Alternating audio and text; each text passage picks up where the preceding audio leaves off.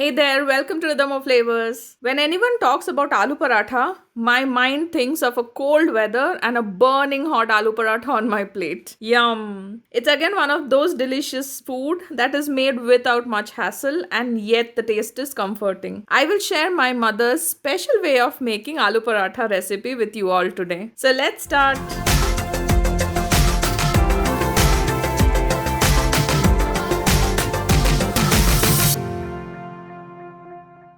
Subscribe to my channel and let's grow together knowing more of mother's tempting recipes. Let's prepare the filling. Take boiled, nicely mashed 2 big potatoes. To it add quarter teaspoon of grated ginger, chopped green chilies as preferred, handful of finely chopped coriander leaves. Then we add salt to taste. Just about half teaspoon of Garam Masala, which is optional. About 1 tablespoon of Chaat Masala or Amchoor powder. You can add more if you like. Add just about half tablespoon of Chilli Powder. Now mix these really well. Let all the flavors infuse into each other. While I mix, I can already smell that amazing flavor. Before I forget to tell, make sure to taste a bit of this filling to get the right taste. You can adjust the salt, chili or chaat masala as you like. Next is my mother's way of making this a little different. Heat a pan, add little ghee. Make sure it is just a little, about 1 tablespoon, not more than that.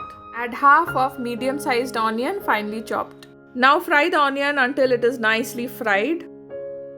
Once done, add the potato mixture and fry the mixture along with the onion. In the authentic recipe, roasting is skipped. But I have grown up having my mother's made yummy aloo paratha where she definitely roasts the masala and that gives a very different flavor. The masala is nicely done and we can see the roasted texture to the stuffing. Keep it aside and let it completely cool down. Now we will prepare the dough, for which take 1.5 cups of wheat flour. To it add salt to taste. 1 teaspoon of Ajwain, which is good for digestion but it is optional. Mix the dry ingredients. Then add 1 tablespoon of cooking oil. Spend good 2 to 3 minutes to nicely mix the oil with the flour. Make a hole in the center and start pouring water little at a time. The dough needs to be little firm. If the dough is soft, then the paratha will not hold the stuffing inside when we roll it. The dough looks perfect. Cover and keep it aside for about half an hour. Take a portion of the dough. I have taken the portion of the stuffing similar to the amount of the dough. You can add little more as well. First we will roll the dough not bigger than a small puri. This should be enough. Put the stuffing in the middle and collect the corners into the center and seal it well. Extra you can keep it away with the rest of the dough. Now press it a little. Sprinkle atta. Make sure to start rolling from the side you have sealed. Roll it as thin as possible but be careful the stuffing doesn't come out. By the way, little stuffing coming out will not be a problem. So this is now rolled. For the next step, heat a pan or tawa. First we need to roast the paratha from both the sides. One way to know the other side is ready is when you see small bubbles forming. Flip it over.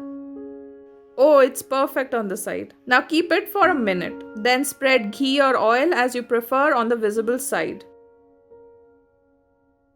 Flip once. What I usually do is immediately flip so that the ghee that we applied on one side is enough for both the sides. Then let it cook. It is done and looks like many mouths are watering. Let me go and serve. Meanwhile, you can check the list of ingredients which can be found in the description box as well. Before I start my meal, let me tear a portion and show how well it is done. I have served with curd. You can have with your favorite pickle. Enjoy making and thank you for watching.